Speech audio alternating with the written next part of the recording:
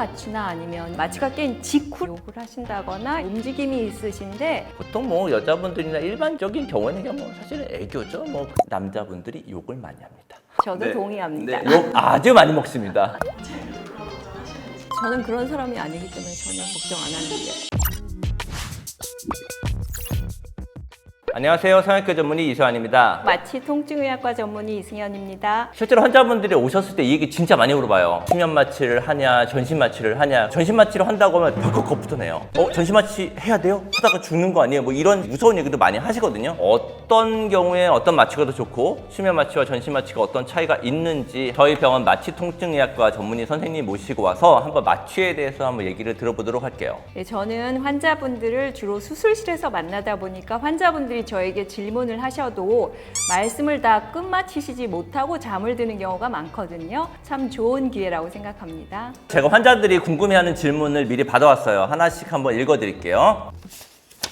수면 마취와 전신 마취의 차이는 무엇인가요? 전신 마취는 환자분이 의식이 소실되고 자바로흡을 할 수가 없습니다. 기계 호흡을 네. 환자분들에게 하게 되죠. 전신 마취 하게 되면 환자분들이 약간 목 아프다고 하는 얘기들을 그쵸. 조금 하는 이유가 튜브가 이제 목으로 들어가니까 어떤 유해한 자극에 대한 반응도 할 수 없고 또 근이완이 되기 때문에 환자분이 할 수 있는 건 없고요. 수면 마취는 주무시게 하니까 자바로흡을 할 수 있고 또 유해 자극에 대한 반응도 있게 됩니다. 저희는 항상 그렇게 얘기를 하거든요. 수면 마취는 아프면 움직이는데 그렇죠. 전신 마취는 아파도 움직이지가 않기 때문에 주변에 있는 구조물들이 조금 위험한 구조물들이 있었을 때 같은 경우는 전신 마취를 해야 전신 마취는 뭐 아프더라도 움직이지 않으니까 훨씬 더 안전하게 수술한다고 얘기를 하는 거죠. 아주 적절한 설명이신데요. 네네. 제가 설명할 필요가 없는데요. 수면 마취와 전신 마취 중 더 위험한 건 무언가요? 이거 진짜 많이 물어봐요. 수술 종류에 따라서 원장님도 마취를 추천을 하시잖아요. 네네. 선택이 다른 거지 어떤 게 더 위험하다 그렇게 말씀드리기는 어렵습니다. 그럼 이제 수술에 따라 좀 다를 수는 있겠네요. 간단한 눈 수술 같은 거를 굳이 전신 마취를 할 필요도 없을 뿐더러 그렇죠. 그럴 필요는 없고 네. 안면 윤곽 수술을 네, 할 네. 경우에는 수술이 입안에서 이루어지기 때문에 네. 자바로흡 자체를 할 수가 없어요. 네, 네. 그럴 경우에는 당연히 전신 마취를 하는 게 훨씬 안전하고 가슴 성형을 한다든지 네, 네. 근육 쪽을 수술을 할 경우에는 반사신경이 살아있으면 근육이 튀기 때문에 수술하시는 분도 어렵고 그렇기 때문에 그런 경우에는 저는 전신 마취가 훨씬 더 좋다고 생각합니다. 유독 코 수술 같은 경우는 전신 마취를 얘기했었을 때 조금 거부감 있는 경우 있어요. 사실 저도 코 수술을 할 때 수면 마취로도 하고 전신 마취로도 하는데 코로 피가 이렇게 뒤로 넘어가게 되면 사실 숨쉬기가 되게 불편하거든요. 그렇죠. 그랬었을 기침을 때, 하실 수도 네. 있고 전신 마취를 하면 확실히 수술할 때 편하기는 해요. 코 뼈를 건드려야 되는 휜코 교정 같은 수술의 경우에는 전신 마취를 하는 게 좀 좋다고 생각이 되고 그 무턱이신 분들이 있어요. 턱이 약간 뒤로 이렇게 빠져 있기 때문에 수면 마취할 때 무호흡이 꽤 자주 오거든요. 전신 마취를 하는 게 저는 사실 조금 더 안전하다고 생각이 들고 안면 거상 같은 경우도 안면 신경이 있는데 주변에 있는 데를 잘 박리를 해서 올려주는 게 수술에서 사실 제일 중요한데 환자가 움직이거나 해서 안면 신경 손상이 생길 수가 있기 때문에 환자의 움직임을 최소화할 수 있는 전신 마취가 훨씬 더 안전할 수 있다고 생각이 되고요. 물론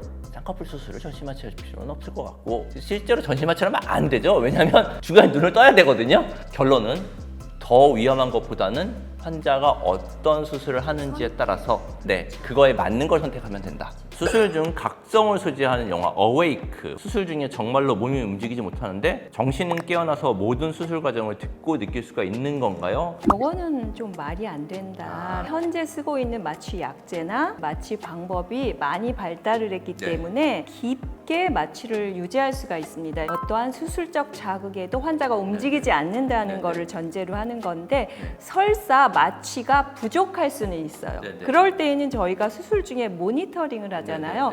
혈압이나 심박수가 올라갑니다. 그럴 때에는 마취제의 농도를 조절을 해서 그 환자분에게 맞는 마취를 하기 때문에 그 마취과 의사가 모니터를 제대로 봤다면 디텍트를 했을 거예요. 왜냐하면 반응이 있으니까. 심박수가 어마어마하게 올라가고 그렇죠. 혈압도 긴장을 올라갈 테니까. 텐데 제대로 된 수술이라면 저렇게 하긴 힘들다. 그렇죠. 헛소리 혹은 욕설을 하는 경우가 많다던데요. 정말 그런 경우가 많나요? 그건 왜 그런 건가요? 전신 마취일 경우에는 없어요. 왜냐하면 환자분이 말씀을 할 수가 없잖아요. 근데 수면 마취나 아니면 마취가 깬 직후라고 네네. 말씀을 드릴 수가 있는데 환자분의 뇌 기능이 억제되잖아요. 네네. 저희가 쓰는 약이. 그러면 그 약의 농도가 떨어지면서 환자분의 뇌 기능이 억제된 게 서서히 깨어나는데 완전히 깨어나지가 않은 거죠. 욕을 하신다거나 약간의 좀 이렇게 움직임이 있으신데 걱정하지 않으셔도 되는 게 환자분은 나중에 회복실에 가시면 기억을 못 합니다. 내가 뭘 했는지. 저희 의사나 간호사들은 그럴 수도 있다 생각을 하기 때문에 괜찮습니다.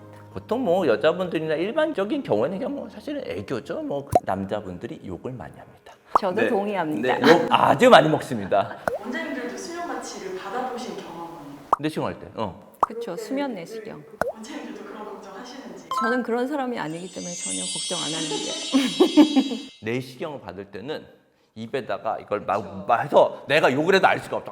하지만 정황상 욕하는 것 같지만 욕은 아닐 거야. 마취가 과다하게 될 경우에 깨어나지 못할 수도 있나요? 저는 없다고 우선은 대답을 할 수가 있고요. 네. 보통 대기 중에 20% 정도로 산소로 숨을 쉬고 있는데 마취 중에는 33에서 50%의 위험도를 낮추기 위해서 정상보다 약간 더 높게 하고 저희는 수술 중에 산소 포화도를 계속 보고 있어요. 뇌세포가 저산소증으로 인한 비가역적인 손상을 받을 확률은 없다고 생각합니다. 환자를 일부러 안 깨우는 수술은 있어요. 그건 신경외과적 아, 수술이기 그렇죠. 때문에 네네네. 저희하고는 상관이 네네. 없어요. 성형외과적 수술에서는 천천히 깨울 필요가 없기 빨리 때문에 깨우죠. 아주 빨리. 성형외과에 마취과 전문의가 상주해야 하는 이유는 무엇인가요? 없는 병원도 많던데요. 예민한 질문이기는 한데 저희는 있으니까요. 수술 전에 환자들이 검사를 하죠. 네네. 피 검사도 하고 심전도 검사도 하고 가슴 사진도 찍고 네네. 그래서 미리 위험 인자를 저희가 알아냅니다. 네네. 그래서 어떤 약이 필요할 때는 미리 준비를 하고 네. 수술 중에는 환자를 지속적인 모니터링을 하니까 환자의 일정한 상태를 유지하니까 네네. 훨씬 더 안전하죠. 예를 들면 비행기를 탔는데 고요히 가는 거와 터뷸런스를 느끼면서 왔다 갔다 하는 거하고는 승차감의 차이가 굉장히 많잖아요. 네네. 또 이제 환자분이 깰 때 위험한데요. 그때 환자분이 자바롭을 충분히 하시는지 아니면 완전히 깼는지 마취과 의사가 환자분을 가장 안전하게 관리를 할 수 있는 거니까 사고를 예방할 수 있는 거죠. 병원의 마취과 전문의가 상주해야 된다는 법은 없지만 만에 하나 뭔가 문제가 생길 수 있는 건데 병원 내 마취과장님이 계시면 가장 안전하기 때문에 계시는 거죠. 여기까지 마취에 대한 모든 질문을 해결해봤는데요. 대부분 환자분들이 궁금하시는 거에 대해서는 얘기를 해드린 것 같아요. 마취에 대해서 더 궁금한 점이 있으면 질문 남겨주시면 제가 성심껏 대답해 드리겠습니다. 감사합니다. 감사합니다.